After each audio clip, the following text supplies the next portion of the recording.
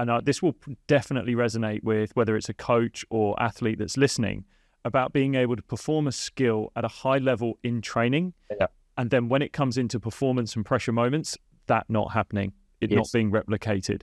Talk us through what's happening there and some experiences you've had with that. Okay. Well, okay. So briefly, I'd had an experience of wearing vision tracking goggles myself once when I was driving a car in a simulator. And what the driving instructor was able to show me is that when I was under pressure, my peripheral vision stopped working.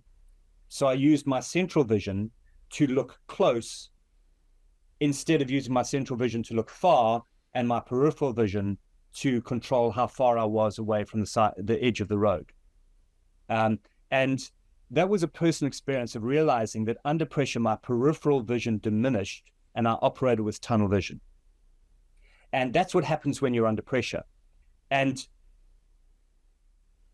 that plays out in a number of ways. And, this player that I mentioned, I saw him take about 200 penalties in training, and I never saw him miss one.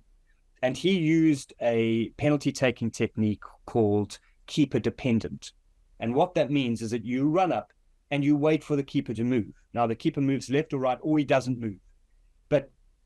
But you arrive at a situation where you're using your peripheral vision to have information about the ball and information about the keeper. And you use those two pieces of information to make what is actually quite an easy kick. The difficult part is gathering the information. This same player missed two crucial kicks for us, both in penalty shootouts in finals. And the reason for it is that he would run up to use this keeper-dependent method, but he hadn't realized that the pressure that he was under would rob him of his peripheral vision. He had suddenly arrived at the ball and realized, I don't know where the keeper is. And then he'd make a panic kick as a consequence of that.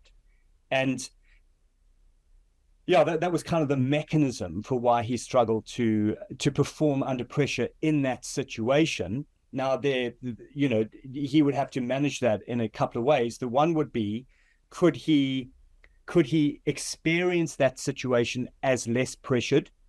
Could he cognitively manage that to experience less pressure?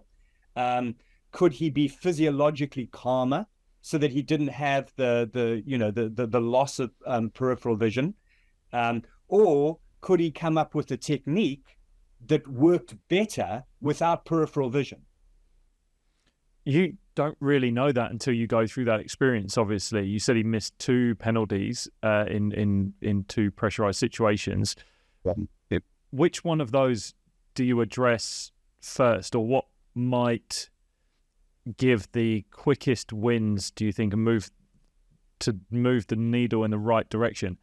I even know, as I'm asking that question, that's a very bespoke answer depending on the individual, because you have to know what the individual's feeling, thinking. They have to be open to saying what was going on and perhaps where they feel there were some wins and losses in that moment. But yeah, how do you approach a situation like that as a practitioner?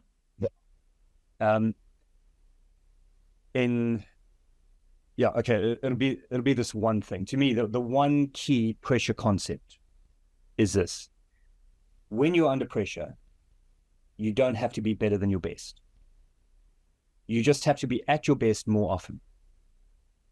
That is the central secret of performing under pressure. And nothing else really matters.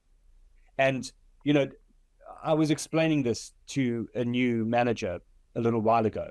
And I said to him, imagine that you are taking a penalty in a World Cup final, in a shootout. Do you want to take the best penalty of your life, or do you want to take an average penalty? Because the average penalty goes in.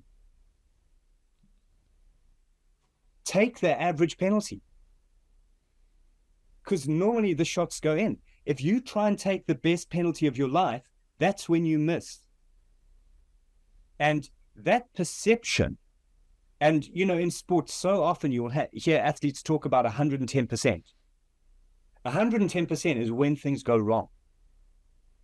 And what winners understand, and I've been in the privileged position to listen to winners. in the last 14 years, Chelsea have won a lot of trophies, and they've had a lot of footballers who know how to win. And I've not taught them, they've taught me. But one of the things I've heard from that is when you are under pressure, you don't have to be better than your best. Hey, if you've enjoyed that video, then you can click right here to watch the full unedited version of that episode. Also, don't forget to subscribe to this channel by clicking the button below. I'll see you soon.